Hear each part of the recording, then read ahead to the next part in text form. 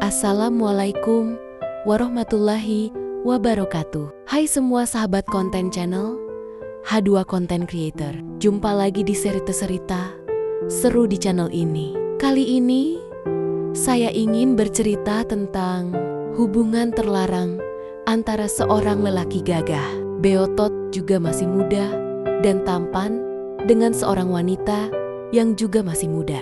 Dan dia adalah mertua dari pasangan suami istri dari lelaki gagah itu. Tapi sebelum kita lanjut ke cerita, like, subscribe, dan juga komen ya, agar kami lebih semangat lagi bikin cerita seru lainnya ya. Oke sahabat channel, kita mulai dari awal dulu ya. Dosa di balik tirai rumah tangga. Cinta tak selalu hadir di tempat yang benar.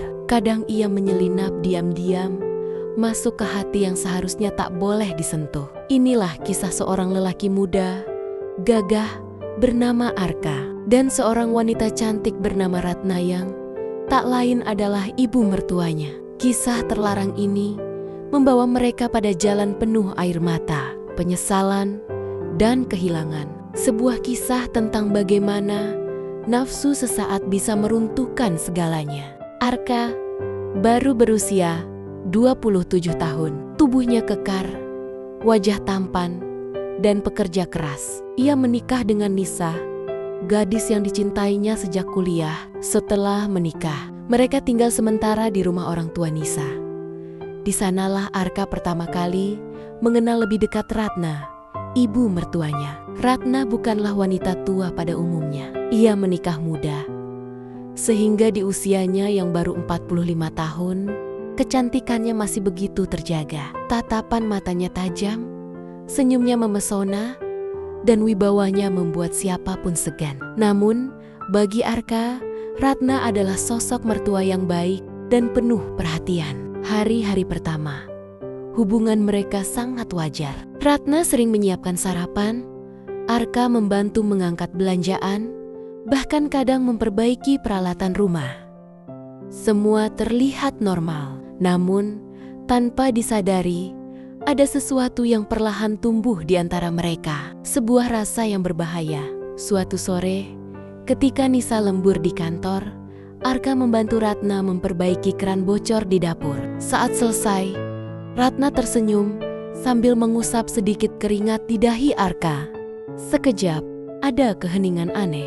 Tatapan mata mereka saling bertemu lebih lama dari seharusnya. Arka mencoba mengalihkan pandangan, namun bayangan senyum Ratna sulit ia lupakan. Sementara Ratna, dalam hatinya bertanya-tanya, mengapa aku merasa bergetar melihat menantuku sendiri? Malam itu, Arka sulit tidur. Ia menatap wajah Nisa yang terlelap di sampingnya. Namun bayangan Ratna justru memenuhi pikirannya. Dari situlah sebuah pintu terlarang mulai terbuka. Hari-hari berikutnya terasa berbeda. Setiap kali Arka pulang kerja, Ratna selalu menyambut dengan senyum hangat. Senyum itu bukan hanya sekadar mertua pada menantu, tetapi menyimpan sesuatu yang sulit dijelaskan. Arka merasakannya, dan ia takut pada dirinya sendiri. Suatu sore, Ratna sengaja membuatkan jus segar untuk Arka yang baru selesai olahraga. Saat menyerahkan gelas, jari mereka bersentuhan. Hanya sekejap, tetapi cukup membuat hati Arka bergetar. Ratna pun merasakan hal yang sama. Ia segera menarik tangannya, pura-pura tersenyum biasa. Namun setelah Arka masuk kamar, Ratna berdiri termenung, menahan debaran yang tak semestinya. Malam itu, Ratna menatap foto suaminya yang sudah lama meninggal. Ia berbisik lirih, "Maafkan aku tak boleh goyah." Tapi mengapa ada rasa ini? Sementara di kamar lain, Arka gelisah, merasa dirinya sudah mulai jatuh ke jurang yang salah. Hujan deras turun. Nisa tak pulang karena ada perjalanan dinas. Arka dan Ratna hanya berdua di rumah. Listrik padam dan suasana menjadi hening. Ratna menyalakan lilin.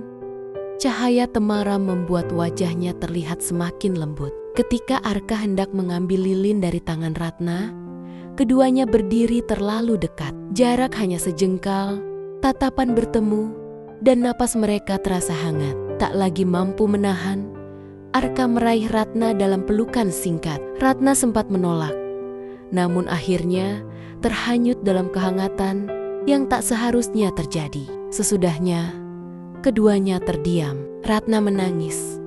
"Kita tidak boleh begini. Arka, aku ibumu." Mertua, Arka menunduk penuh dosa. Malam itu menjadi awal hubungan terlarang yang tak pernah mereka bayangkan sebelumnya.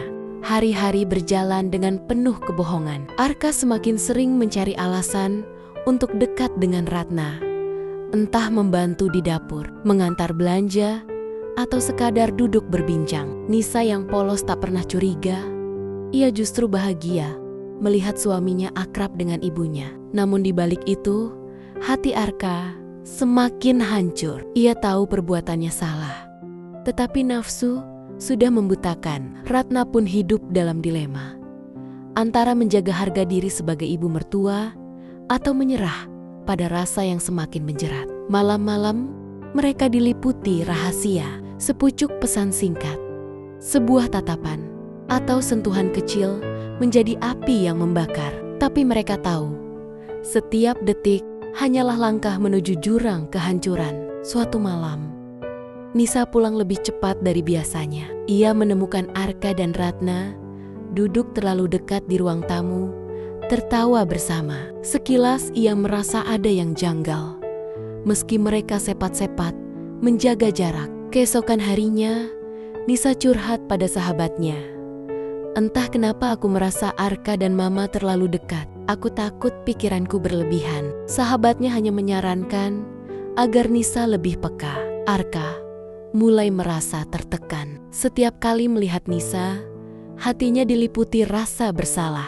Sementara Ratna semakin tersiksa oleh dosa yang ia simpan. Keduanya sadar, cepat atau lambat, kebenaran akan terbongkar. Hari itu, Nisa pulang lebih awal tanpa memberi kabar. Dari balik pintu, ia mendengar suara lirih ibunya dan suaminya. Hatinya bergetar, ia bergegas masuk. Seketika suasana hening. Ratna dan Arka terkejut. Wajah mereka pucat. "Apa yang kalian sembunyikan dariku?" Suara Nisa bergetar penuh amarah. Ratna mencoba menenangkan. "Nak, dengarkan dulu." Tapi Nisa sudah menangis. Hatinya remuk. "Kalian mengkhianatiku." Arka tak sanggup berkata apa-apa. Penyesalan datang terlambat. Dunia mereka hancur seketika. Tak ada lagi tempat bersembunyi. Nisa mengurung diri di kamar selama berhari-hari. Ia tak mau menatap Arka maupun Ratna. Ratna jatuh sakit karena rasa bersalah. Sementara Arka hanya bisa termenung, menyalahkan dirinya. Suatu malam, Arka duduk di teras, menatap kosong langit gelap. Ia berbisik, seandainya waktu bisa diputar kembali. Tapi itu tak mungkin. Ratna pun menangis di kamar, memeluk foto suaminya, merasa dirinya telah mencoreng nama keluarga. "Aku gagal sebagai ibu," lirihnya. Penyesalan begitu dalam, tetapi tak mampu menghapus dosa yang terlanjur dilakukan. Akhirnya, Nisa memutuskan pergi meninggalkan rumah. Ia tak bisa lagi hidup dengan suami yang mengkhianati, apalagi dengan seorang ibu yang menusuk dari belakang. Dengan mata sembab, Nisa berkata, "Kalian sudah menghancurkan keluargaku. Aku tak bisa memaafkan sekarang." Arka berusaha menahan, namun Nisa tetap pergi. Ratna hanya bisa jatuh terduduk, menangis, meraung-raung. Hati mereka hancur berkeping-keping. Rumah itu tak lagi sama. Bertahun-tahun berlalu, Arka hidup sendiri, menanggung beban dosa. Ratna semakin tua, hidup dalam penyesalan dan kesepian. Suatu hari mereka bertemu kembali di makam suami Ratna. Arka menunduk, berkata lirih, "Ma, aku menyesal. Semua ini salahku."